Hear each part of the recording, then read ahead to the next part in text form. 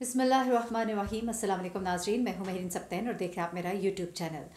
नाज़रीन, आज की वीडियो में आपको बताऊंगी शाबिर जाफ़री जिनके घर से एक बड़ी अफसोसनाक खबर आई है, उस खबर के बारे में आपको बताऊंगी। और उसके बाद हरीम शाह जो कि हमेशा से खबरों में रहती हैं और ख़बरों में रहती है अपनी झूठी सच्ची बातों की वजह से। कई दफ़ा तो इतने बड़े बड़े शोशे छोड़ती हैं जिसके बाद पूरा मीडिया उनके पीछे पड़ जाता है और उनकी खबरें चलना शुरू हो जाती हैं। उसके बाद बड़े आराम से हरीम कह देती है कि मैं तो मजाक कर रही थी। अब हरीम को एक मजाक ऐसा महंगा पड़ा कि अब उसके मुंह बोले भाई को सामने आना पड़ा उसको बचाने के लिए। हरीम शाह ने ऐसा क्या किया उसकी वीडियो भी आपको दिखाती है और उसके भाई ने क्या कहा मुंह बोले भाई ने, उसकी वीडियो भी आप ज़रा सुनिएगा। कितना एक बेबाक अंदाज में हरीम जो ऐसा की वीडियोस बना देती है और सिर्फ अपने टिकटॉक पे लगाने के लिए, और उसके बाद पूरा मीडिया उसके पीछे भाग पड़ता है। उसकी एक और वाज़ेह मिसाल है ये स्टोरी जो मैं आपको आज बताने जा रही हूँ। और उसके बाद आपको बताना है कि एक हमारे जाहिर सी बात है टिकटॉक स्टार है जन्नत मिर्ज़ा और एक हैं एमन खान। और एमन खान जो है पिछले दिनों एक शो में आती हैं और उस शो में वो एक मशवरा देती हैं जन्नत मिर्ज़ा को, जिसको कि सुन के जन्नत मिर्ज़ा को बहुत ही गुस्सा आता है। उसके बाद जन्नत मिर्ज़ा एक वीडियो बनाती है टिकटॉक पे और कुछ बातें उनको सुनाती हैं एक गैर महसूस अंदाज में, और उसके बाद बहुत ही ब्लंट अंदाज में उनके बारे में कुछ ऐसी बातें करती है जो मैं समझती हूँ कि काफ़ी गैर मुनासिब है। इतना भी किसी के मशवरे को बुरा नहीं मनाना चाहिए, बल्कि एमन का एक बड़ा राज जो है इसका पर्दाफाश करती है जन्नत मिर्ज़ा। जन्नत मिर्ज़ा ने क्या कहा ये सब आपको वीडियो के आखिर में चल के बताती हूँ। सबसे पहले तो ज़रा हम आ जाते हैं इस खबर की तरफ जो कि है हरीम शाह के हवाले से। हरीम शाह ने एक वीडियो जो है हरीम शाह की सरफेस पे आती है अगेन टिकटॉक के अपने ऊपर ये वीडियो लगाती है और इस वीडियो के अंदर हरीम शाह जो है वो बैठी होती है और उसके सामने दो बंडल्स रखे होते हैं ब्रिटिश पाउंड्स के। अच्छा, ये ब्रिटिश पाउंड के बंडल आप स्क्रीन के ऊपर देख सकते हैं, साथ उसने रखे होते हैं और वो कहती है कि जी मैं पाकिस्तान से यूके इतनी बड़ी अमाउंट जो है पहली बार लेके गई और अथॉरिटीज़ में किसी को भी कुछ भी पता नहीं लगा। उसके बाद साथ में लोगों को ये भी कहती है कि ये कानून जो है ये गरीबों के लिए होते हैं, मुझे किसी ने नहीं रोका क्योंकि मुझे कोई रोक नहीं सकता, लेकिन मैं कितनी आसानी से पाकिस्तान से इतनी बड़ी अमाउंट जो है बाहर ले जाती हूँ। ये बाहर इतनी बड़ी अमाउंट जो है वो लेकर जाना एक बहुत बड़ा क्राइम है। एक फिक्स्ड अमाउंट है, आई थिंक अराउंड $10,000 के अराउंड अमाउंट है जो आप पाकिस्तान से बाहर लेके जा सकते हैं। इससे ज़्यादा अमाउंट अगर आप लेके जाते हैं मनी लॉन्ड्रिंग के ज़िम्मे में आती है। इसके बारे में अगर आपने कुछ बताया नहीं होता तो ये एक बहुत बड़ा जुर्म है। अच्छा, अब ये आकर इस पर वीडियो बनाती हैं, वीडियो बनाते हुए साथ वो दिखा रही होती हैं और फिर साथ ही साथ पाकिस्तान की करेंसी को भी वो कर रही होती है कि क्या इसकी कोई वैल्यू नहीं है। अगर आप पाकिस्तानी करेंसी को यूरोज़ में या पाउंड्स में कन्वर्ट करें तो आपको पता लगता है तो कितनी गिर गई है पाकिस्तान की करेंसी। और हमारे जो हुक्मरान हैं जो जब आते हैं तो किस तरह के दावे और वादे करते हैं और फिर क्या कुछ हो जाता है। ये ज़रा वीडियो सुनिएगा हरीम शाह की, और उसके बाद हरीम शाह के साथ क्या हुआ वो ज़रूर जानने वाली बात है। ज़रा सुनिएगा हरीम ने क्या कहा। अस्सलाम वालेकुम गाइस, फर्स्ट टाइम मुझे एक्सपीरियंस हुआ क्योंकि फर्स्ट टाइम पाकिस्तान से मैं हैवी अमाउंट लेकर यूके आ रही थी, लंदन आ रही थी और पाकिस्तानी पैसे की कोई वक़्त नहीं है। ये सच है ना पासपोर्ट की ना पैसे की किसी भी चीज़ की। आप करोड़ों में क्या हज़ारों में चेंज करवाओ और जब आपके हाथ में आते तो जब यूरो में आप कन्वर्ट करवाते हो या डॉलर में तो आपको बहुत ही दुख होता है कि हम कब हुकूमत ने तो हमसे प्रॉमिस किया था करेंसी को ऊपर ले जाएंगे, पासपोर्ट को ऊपर ले जाएंगे, बट कुछ नहीं कर सके, जस्ट बात नहीं कर सके। और बातें भी ऐसी किस दफ़ा जो मरी के हालात थे और मरी में जो लोगों के साथ हुआ। यूके में इतनी ठंड है और इतनी वो है, लेकिन यहाँ पे तो कभी सर्दी से कोई नहीं मरा, लेकिन मरी में थोड़ी सी बारिश और वो बर्फ़ हुई और लोगों ने की मौत वाकई अल्लाह ताला उन सबको जन्नत में आला मकाम अता फरमाए। तो हाँ, कहना मैं ये चाह रही थी कि अमाउंट लाते वक्त थोड़ा ख्याल रखिएगा क्योंकि आपको पकड़ लेते हैं। मुझे तो किसी ने कुछ नहीं कहा, आपको पता है, और कह भी नहीं सकते। मैं तो बहुत इजीली सेफ तरीके से आ गई थी, लेकिन पाकिस्तान का जो कानून है वो गरीब को ज़्यादा वो करते हैं। तो जितने भी मतलब वो हैं वो इस बात का ख्याल रखिएगा।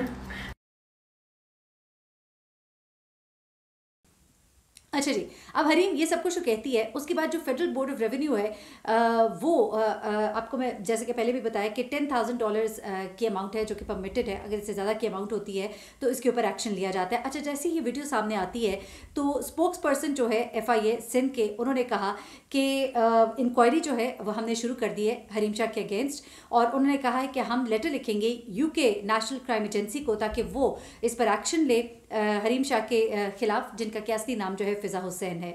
अच्छा, अब ये स्टेटमेंट FIA की सामने आती है और FIA उन्होंने कहा कि FIA ने इस पर बाकायदा इंक्वायरी जो है वो बिठा दी है और Pakistan customs and airport security forces जो है उनसे भी डिटेल्स जो है वो मांग ली गई हैं।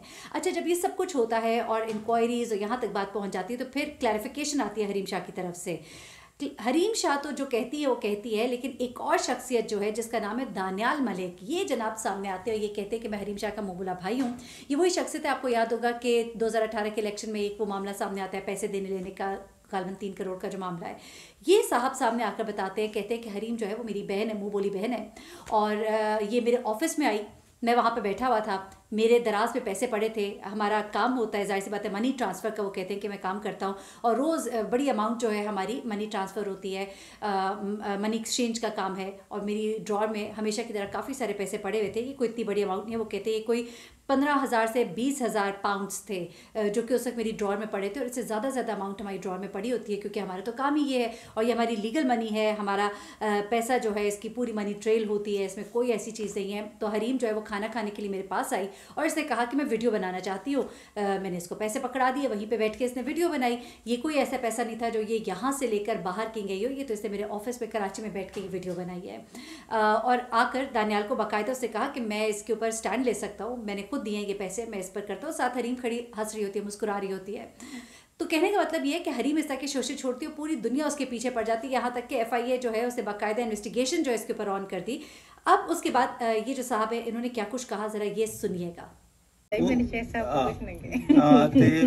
वो कह रहे मेरे शेख साहब को कुछ ना कहे। शेख साहब को ना गवर्नमेंट के और काम करे ना, गवर्नमेंट के और बड़े मनी लॉन्डर बैठे हुए हैं, उनके पीछे भागे ना। हरीम शाह के पीछे क्यों भाग रहे हैं कि इसने ये पैसे लेके भागे? इसने तो पैसे लेके नहीं आए, पैसा मेरा था, मैं डिक्लेयर करता हूँ, मैं ऑन करता हूँ, मैंने बैंक डिपॉजिट किया है, PTI का स्ट्रॉन्ग कैंडिडेट था, NA 68 थे, सारे मुझे जानते हैं, मैं अपनी तारीफ का मुताज नहीं हूँ। लेकिन सोच ले, जान ले, PTI वाले भी मेरे साथ हैं, की न की किसी अच्छा। न किसी कंट्री। लेकिन अभी आपने थोड़ी देर पहले सामने गुफ्तगू करते हुए कहा था कि शेख रशीद साहब के साथ आपका जो जंगो जदल का सिलसिला ये आपने सुना कि हरीम ने जो हरकत की उसकी क्लैरिफिकेशन जो है वो दानियाल नामी जो ये शख्स है ये दे रहा है, और इसने कहा है कि ये पैसा जो है ये मेरा ही था और मैंने दिया था और ऐसी कोई भी बात नहीं है। तो एक दफ़ा फिर से हरीम ने लोगों को बुद्धू बना दिया, और जिस वक्त ये मामला जो है ये इस तरह से उठाया गया और उसके बाद जब हरीम को पता लगा कि अब तो FIA इन्वेस्टिगेशन और सब कुछ होगा, तो हरीम को जान के लाले पड़ गए और परेशानी भी हुई, और फिर उस शख्स को उसको सामने लाना पड़ा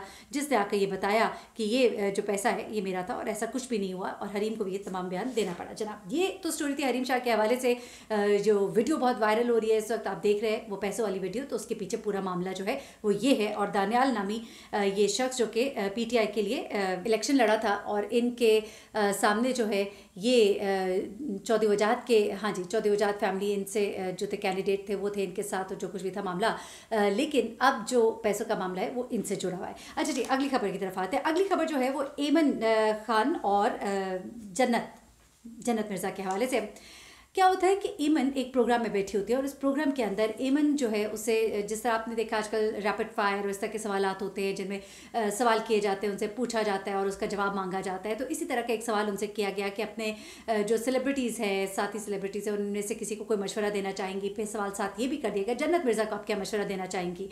तो ईमन ने वहाँ पर बैठ कर कहा कि भाई मैं जन्नत मिर्ज़ा को मशवरा दूंगी कि ज़रा मेकअप कम करें, मेकअप जो है कम करे। ये जब बात एमन ने कही तो जन्नत मिर्ज़ा को ये बात लगी बहुत बुरी। जन्नत का बेसिकली टिकटॉक अकाउंट है, बहुत ही फेमस सेलिब्रिटी है और काफ़ी ज़्यादा फॉलोअर्स हैं टिकटॉक के, तो कोई तकरीबन 15 मिलियन फॉलोअर है, इंस्टा के 2.6 मिलियन फॉलोअर्स हैं, और ऐसे में एक खूबसूरत सी लड़की है, मेकअप वगैरह जो है वो फील्ड की डिमांड भी है। ऐसे में जब उसने ये बात सुनी उसे बहुत बुरा लगा, क्योंकि मेकअप ज़्यादा करने का कहकर गोया उसे लगा कि उसकी खूबसूरती को मजरू किया गया है। तो इस पर जन्नत मिर्ज़ा ने एक टिकटॉक वीडियो बनाई, ज़रा ये सुनिएगा कि टिकटॉक वीडियो में इन्होंने क्या कहा।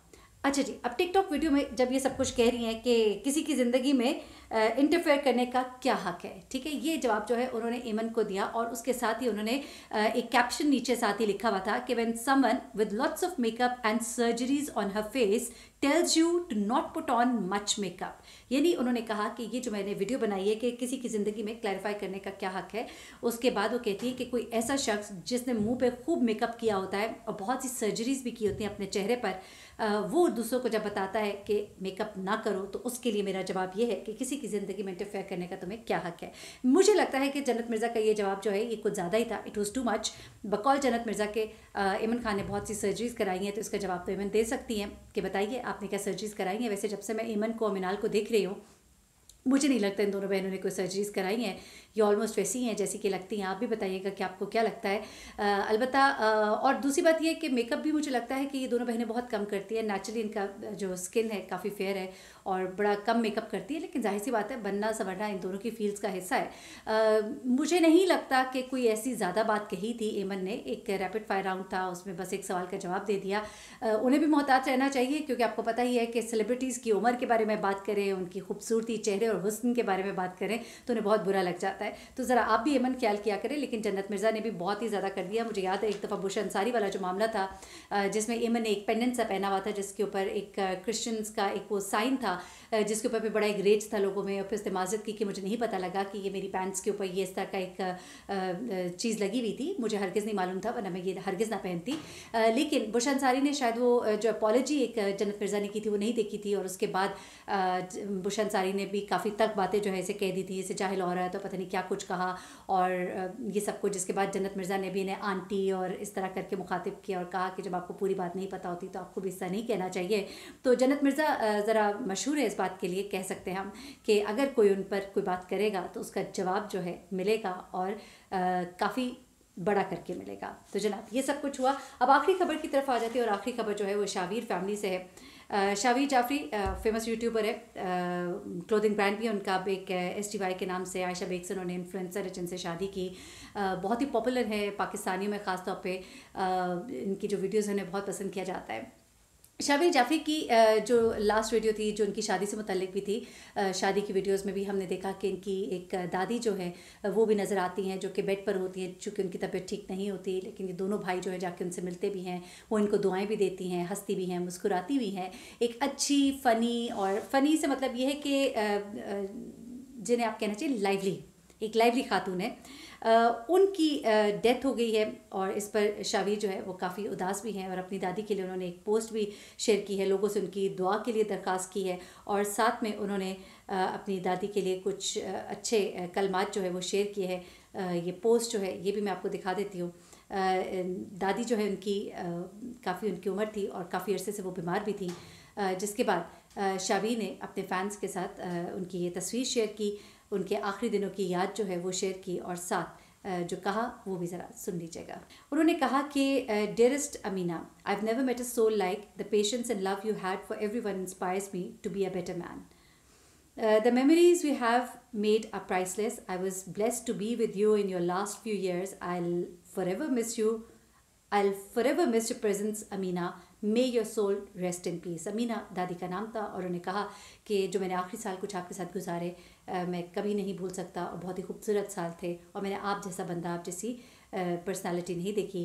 और फिर साथ में से शेयर किया, my दादी passed away. Please recite a prayer and remember her in your prayers. इन्ना लिल्लाहि व इन्ना इलैहि राजिऊन। अपनी दुआ में मुझे भी याद रखिएगा, अपना बहुत ख्याल रखिएगा। अल्लाह हाफ़िज़।